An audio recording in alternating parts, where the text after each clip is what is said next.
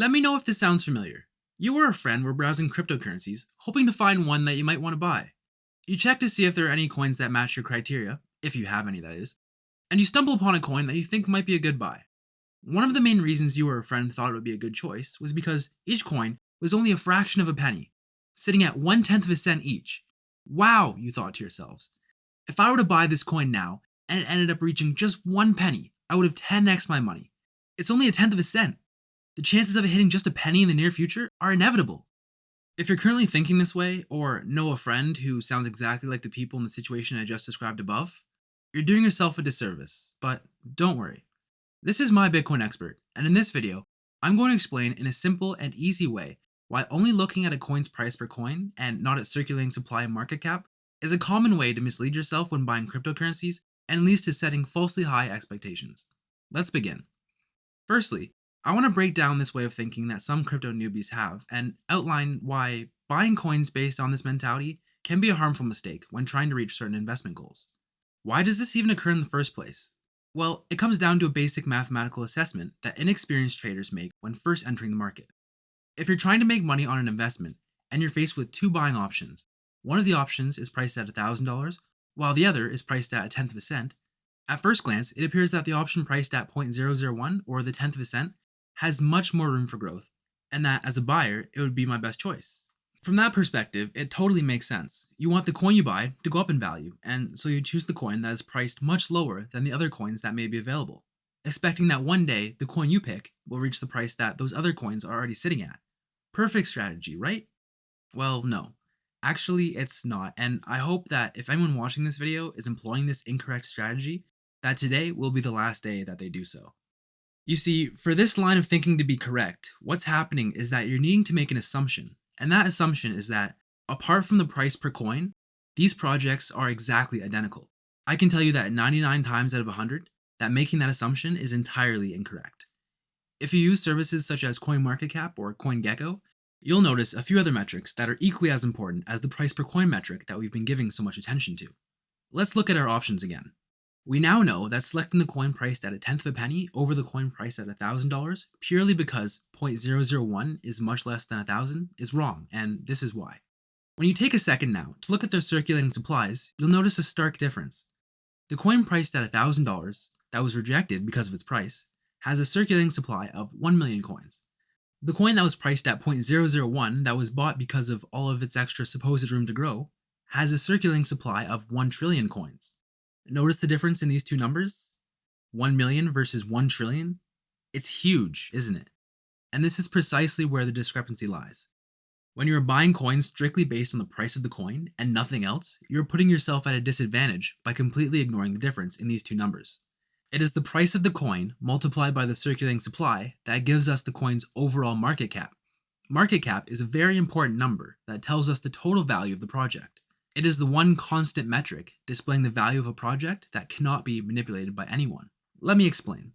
We've discussed three separate metrics so far: price, circulating supply, and market cap.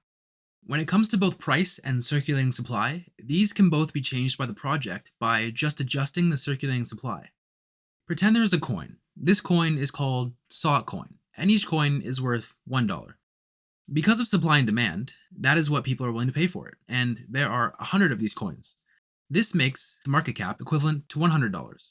Sought coins are digital, remember, and in the code, there is a clause that allows for the developers to turn each sought coin in circulation into 10 sought coins.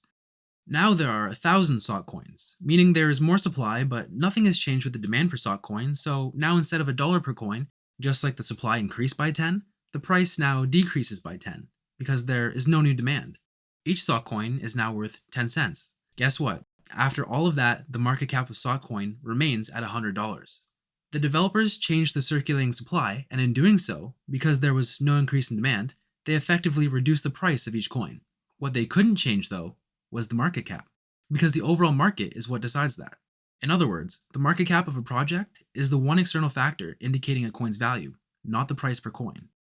In our first example, the reason one coin is priced at a tenth of a cent is because its market cap is spread out over its extremely large circulating supply, while the other has much fewer coins to go around.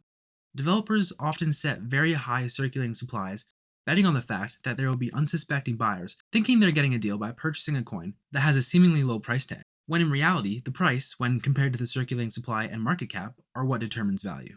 In short, don't let yourself be taken advantage of by these pricing gimmicks. If that's now making sense to you, I would really appreciate it if you help me out and gave the video a like. While you take the second required to do so, the me that skipped breakfast to bring you this content thanks you.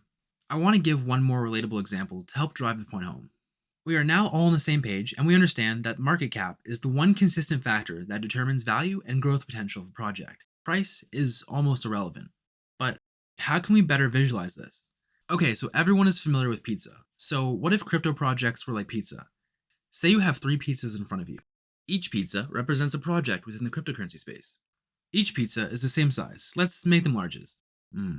They're all the same size, which means they all have the same market cap value. It's time to decide which one you want. They are all identical pizzas except for how many slices they are cut into, and they all cost the same. Pizza 1 is cut into 4 big slices. Pizza 2 is cut into 8 regular slices.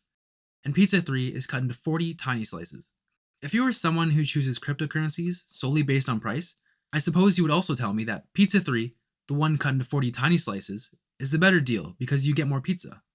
When broken down into a simple example like this, you'd probably now laugh at that statement. No, of course it's not the better deal. It's still the same one pizza, it's just been cut into a ton of tiny slices. This is exactly the same when it comes to cryptocurrency. The circulating supply is like the number of slices the project is cut up into.